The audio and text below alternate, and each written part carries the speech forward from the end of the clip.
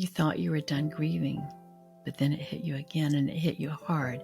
Maybe it was a scent, a song, a memory someone new walked into your life that reminded you so much of the person you lost.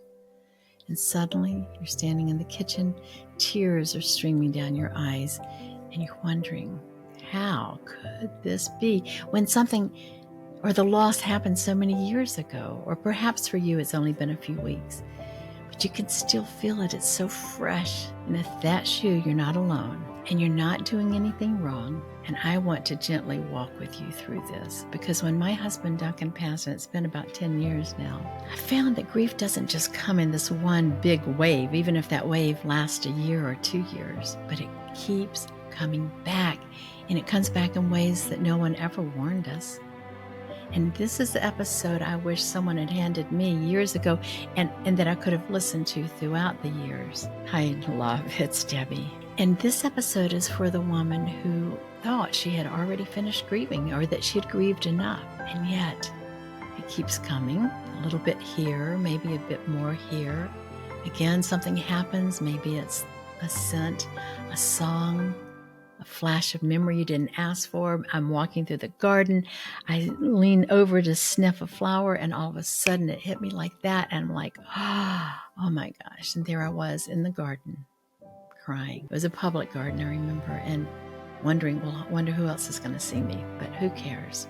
That weight in your chest that you can't explain, that knot in your stomach, and you think, if that's you right now, I want you to take a deep breath. You're not broken. You're not going backwards. You're not doing anything wrong. You're just loving still. And sometimes love hurts when it has nowhere to go. And that's something I wish someone had told me. Because when Duncan died, my soulmate, my partner, my lover, the man who made me feel so safe and so seen, the man who adored me like no one else in this world has ever adored me, I didn't know what to do with all that love that kept coming back. And some days it felt like heartbreak, and other days I felt like I just couldn't move. And some days I just thought, maybe I am just being lazy. And then I reminded myself of what I had read from C.S. Lewis in Surprised by Grief Observed, I think is the name of it. And he said, no one ever told me that grief felt so like laziness. And when I read that, I exhaled, because yes, that was exactly it. It wasn't weakness. It wasn't failure. It wasn't anything that needed to be fixed. It was grief, and grief is quiet, and it's heavy, and it's human grief, and it's moving through me again. I didn't expect it, and here it is moving through me again. And here's what I've learned about those moments when grief returns months or even years later. One, the wave doesn't mean you're drowning again. Oh, that initial grieving, you feel like you are drowning. But as time goes by, you don't really feel like you're drowning again. But you still remember. And that memory, that ache, it's sacred. It's love knocking on the door of your heart again, as if you're walking through a cloister again with your loved one. And you can let it in without it taking over. You can sit with it, breathe with it, and still be okay. Two, you don't have to go through this alone. I remember wishing that someone would just say, honey, I'm coming over now, and we're going for a walk. Not a text, not advice, just presence. We don't even have to talk when we're walking.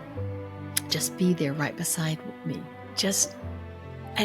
Don't try to fix me. There's no way to fix this. It has to happen. It is going to come. It has to happen. If you're in that moment right now and you're waiting for someone to say to you, let me just be with you. Let me be that voice. Let me be with you. Put down whatever you're holding. Stop scrolling your phone. Slip off your shoes. Let's go for a barefoot walk.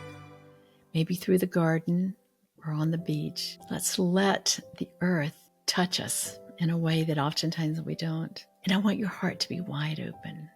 You don't need to say anything, and you don't need to make sense of anything. You can talk if you want to, but let's just keep walking. And anytime you feel like you need to stop, let's stop. Let's take a big view of the ocean out there, or let's take a bigger view of the garden. Some days your grief may feel like tears, and other days it may just feel like stillness, but still that heaviness in your heart and in your gut. Some days it actually may feel like laughter or silence. There's no rhyme or reason. There's no timeline, not that I've been able to determine. There's no test. There's no right way to grieve again. It's only your way, because you are unique to your Creator. Just as your fingerprint is unique, so is your grieving. But here's something you can do. Place your hand on your heart. Breathe in through your nose. Exhale slowly and say to yourself, this is grief, and grief is just love finding its way through. I remember someone said to me, well, you've grieved like no one else I've ever known before. And that stung. And yet I thought, well, who is she to say? And how does she know? She hasn't lost her husband. How does she know what grief really is? But I want you to know, if you've lost your partner, you haven't just lost your partner. You carried love, you carried pain and hope with that relationship. The future that you had. And in that same heart, that love is holy. If your grief is tied to the loss of a child, which I have not ever lost a child physically, or the version of motherhood that you dreamed of, you're not forsaken, you're not weak, you are becoming. You are healing in slow, sacred ways, even when it doesn't look like it out on the outside. So as we close today, I want to remind you of one thing. You do not have to fight the ocean. You just need to keep breathing until the water calms. You're not behind. You're not doing anything wrong. Don't push. Don't even pull. Just be present for this grief that's going to wash over you. It's not going to last forever. Remember, you are a woman who remembers, a woman who feels deeply, but I want you to be the woman who keeps walking through the waves with love in your heart. And that makes you an inspired mama. And until next time, I want you to be gentle with yourself. I want you to love yourself. Find how you can love your grief, because it will deepen who you are as a person, and you will be able to love others much more deeply. Because when you grieve, you are participating in the sufferings of our Savior. Now go out.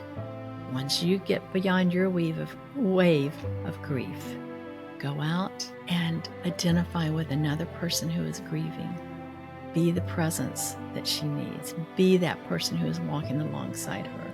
And remember, until then, I love you, and I long to help you get through your grief.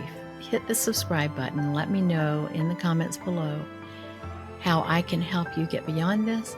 Also, let me know, what is it about your grief that you're finding very unique? Because what you're finding unique, somebody else may be finding a similar uniqueness. Until then, I'm Debbie.